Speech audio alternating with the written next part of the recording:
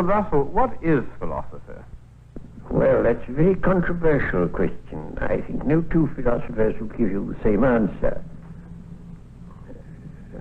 My own view would be that philosophy consists of speculations about matters where exact knowledge is not yet possible. But that will only be my answer, not anybody else's. What's the difference between philosophy and science? Well, roughly you'd say science is what we know and philosophy is what we don't know. That's a simple definition. And for that reason, Christians are perpetually passing over from philosophy into science as knowledge advances. When something is established and discovered, it ceases to be philosophy and becomes science. Yes. And all sorts of questions that used to be labeled philosophy are no longer so labeled. What good is philosophy? I think philosophy has two uses, really. One of them is to keep alive speculation about things that are not yet amenable to scientific knowledge. After all, scientific knowledge covers a very small part of the things that interest mankind and ought to interest them. There are a great many things of immense interest about which science, at present at any rate, has nothing to say. And I don't want people's imaginations to be limited and enclosed within what can be now known. And I think to enlarge your imaginative purview of the world into the hypothetical realm is one of the uses of philosophy. But there's another use which I think is equally important, which is to show that there are things we thought we knew and don't know. On the one hand, to keep us thinking about things that we may come to know, and on the other hand, to keep us modestly aware of how much that seemed like knowledge isn't knowledge. Could you give some illustrations of the sort of subject which have been speculated about and then produce some material result later? Yes, it's quite easy to do so, especially from Greek philosophy. The Greeks invented a whole lot of hypotheses which turned out valuable later, but which in their day couldn't be tested. Take, for example, the atomic hypothesis.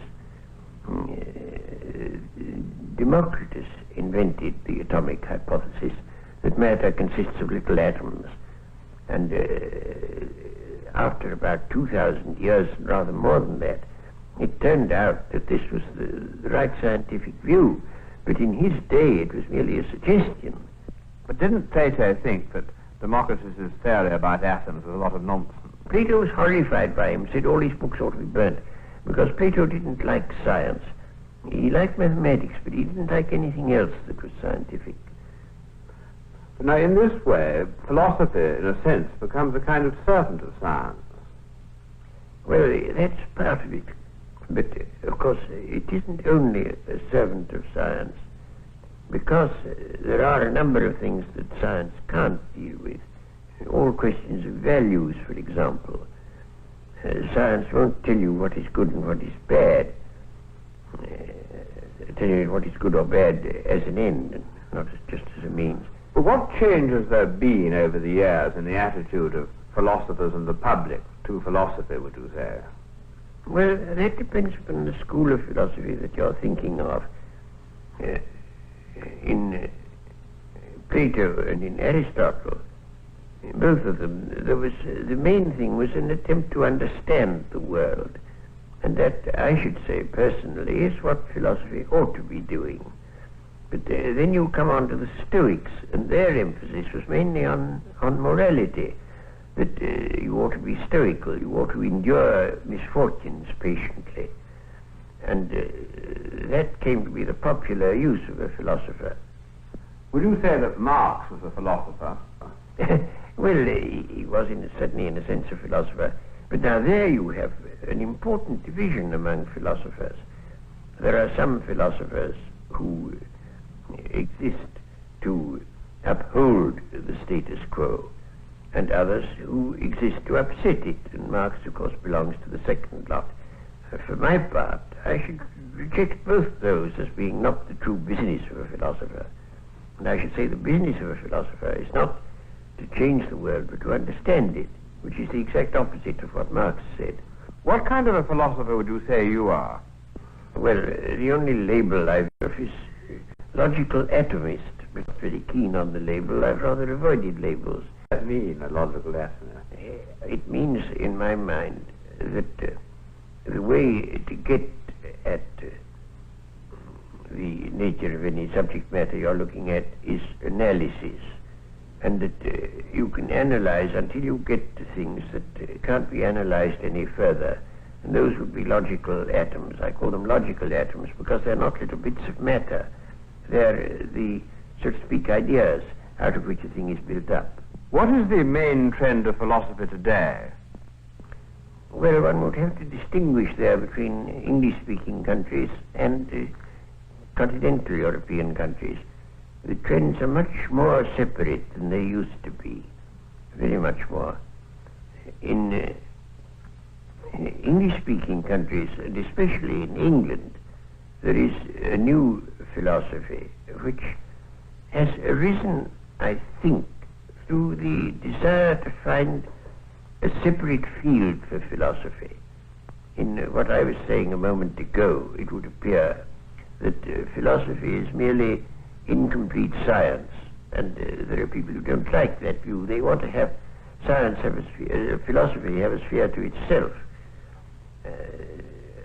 That has led them into what you may call linguistic philosophy, that the important thing for the philosopher is not to answer questions, but to get the meaning of the questions quite clear. I can't myself agree to that view, but I could give an illustration. I was once bicycling to Winchester, and I lost my way, and I went to a village shop, and I said, can you tell me the shortest way to Winchester? And the man I asked called to a man in a back region whom I couldn't see. Gentleman wants to know the shortest way to Winchester. And the voice came back, Winchester? Aye. Way to Winchester? Aye. Shortest way? Aye. Don't know. And so I had to go on without getting an answer. Well, that is what Oxford philosophy thinks one should do. We get the question right, never mind about the answer. Yes, it's somebody else's business to give the answer. How does this differ from the continental approach? The continental approach is, well, it's more full-blooded. I don't agree with it anymore, but in a sense it's much more full-blooded and much more like philosophies of earlier times. There are various kinds. There's the philosophy that comes from Kierkegaard, existentialism, and then there are philosophies designed to provide apologetics for traditional religion. There are various things of that sort. I don't think myself that there's anything very important in all that. What practical use is your sort of philosophy to a man who wants to know how to conduct himself? A great many people write to me saying they are now completely puzzled as to how they ought to conduct themselves because they've ceased to accept the traditional signposts to right action and don't know what others to adopt. And I think that the sort of philosophy I believe in is useful in this way, that it enables people to act with vigor when they're not absolutely certain that that is the right action. I think nobody should be certain of anything. If you're certain, you're certainly wrong, because nothing deserves certainty. And so one ought always to hold all one's beliefs with a certain element of doubt, and one ought to be able to act vigorously in spite of the doubt. After all, this is what a general does when he's planning a battle. He doesn't quite know what the enemy will do, but if he's a good general, he guesses right. If he's a bad general, he guesses wrong. But one has, in practical life, to act upon probabilities. And what I should look to philosophy to do is to encourage people to act with vigor, without complete certainty. Yes, but now, how about this business, though, of making people so uncertain about things they'd sort of believed and had faith in? Doesn't that rather disturb them? Well, it does for a time, of course. And I think a certain amount of disturbance is an essential part of mental training. But if they have any knowledge of science, they get a ballast which enables them to avoid being completely upset by the doubts that they ought to feel. What do you think is the future of philosophy? I don't think philosophy can in the future have anything like the importance that it had either to the Greeks or in the Middle Ages. I think the rise of science inevitably diminishes the importance of philosophy. Well, would you summarize the value of philosophy? First, because, as I say, it keeps you realizing that there are very big and very important questions that science, at any rate at present, can't deal with, and that a scientific attitude by itself is not adequate. And the second thing it does is to make people a little more modest intellectually and aware that a great many things which have been thought certain turned out to be untrue, and that there's no shortcut to knowledge, and that the understanding of the world, which to my mind is the underlying purpose that every philosopher should have, that is a very long and difficult business about which we ought not to be dogmatic. Thank you, Lord Russell.